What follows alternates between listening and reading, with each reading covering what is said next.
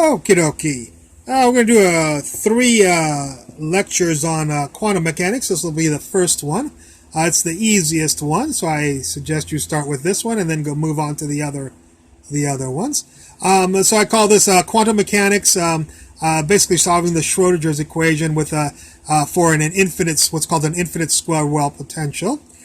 So this is our infinite square wave potential, where potential is on the y-axis and the distance x is on the x-axis. We say the potential at 0 is infinity, and the potential at L, x equals L, is infinity. And then in between, the potential as a function of x is equal to always 0 right here. Alrighty. So we wrote that out. By the way, h bar equals h over 2 pi. I assume you probably know that. So here we're writing the function out. Well, I wrote all that stuff in mathematical form. Here we go with Schrodinger's equation. Negative h bar squared over 2m psi double prime with respect to x. The potential function times psi x plus the energy times the wave function here. Now, we say that inside Vx equals 0, so the 0 will wipe this guy out, and you only get those two terms, and I wrote that right there. So this becomes this if we zero that out.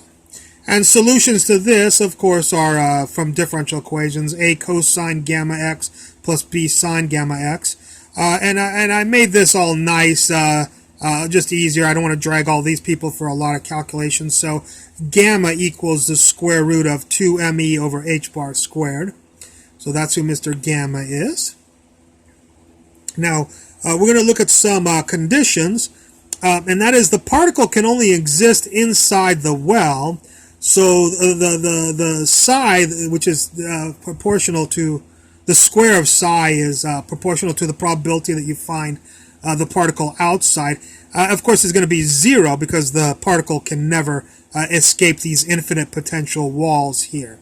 So because the particle can only exist inside the infinite square well, psi of x equals 0 for x is smaller than or equal to 0, and for x is greater than or equal to L. So psi of 0, so come over here, stick in 0 in here, you get 1 times a is a. 0 in here, sine 0 is 0 times b is gone, and that has to equal 0 right there. So psi of 0 is equal to 0, so a is equal to 0. So if a equals 0, this guy is gone, so psi of x is equal to b sine gamma x. Okay? The next thing we say is the other thing at L, so that we say that at L, the psi of L also has to equal 0, as we said right here. Basically the probability, the square root of the probability that it exists here or outside is equal to 0. And so we'll stick L into here for the x. So there's the sine gamma L. So b sine gamma L has to equal 0. And so because at L, the psi will equal 0. Now, the thing about this is that either b equals 0, but if b equals 0, then if a equals 0 and b equals 0, we just get a wave function that's equal to 0, and that's called the trivial solution, which is not going to help us solve any problems. So it's not that b can't equal 0, or we're going to get the trivial solution. So if b can't equal 0, trivial solution.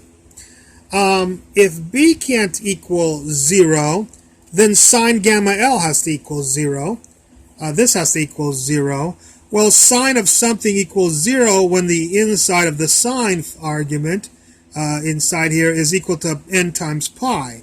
Like if these people equaled 3 pi, sine of 3 pi equals 0. So gamma L has to equal some n times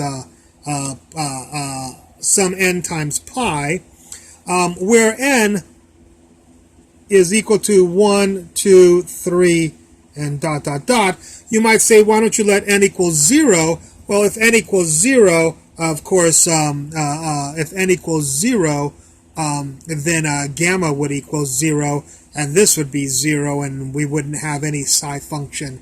We'll have the trivial solution again. Okay, so we call this, we'll solve for gamma. Gamma equals n pi divided by L. And what we'll do, since gamma is a function of n now, with n equal this, we'll call it, we won't call it gamma as in one thing. It's gamma sub n because it can be multiple or an infinite number of constants. So now we can modify our wave function here. And so now, on top of the fact that we can't call it gamma n, for every gamma n, there might be a different constant. It might not just be one constant, so we'll have to call that bn, b sub n. And of course, if that's true, then the psi's have to have, each have an individual. So you'll have a b sub 1 for gamma sub 1. Will be psi sub 1, will be that the first wave function. What I did here is, I'm going to take two derivatives of this, and you'll get this. Be very careful. There's a negative bn gamma n squared sine of gamma n times x. And what I wanted to do was plug this into here, and plug this into here. So I plug this into here, and we get this. And then I took this and plugged it into here, and we get this, where I've abbreviated sine all this stuff is equal to just the s's. So I just abbreviated because I didn't want to write it out and didn't have the room.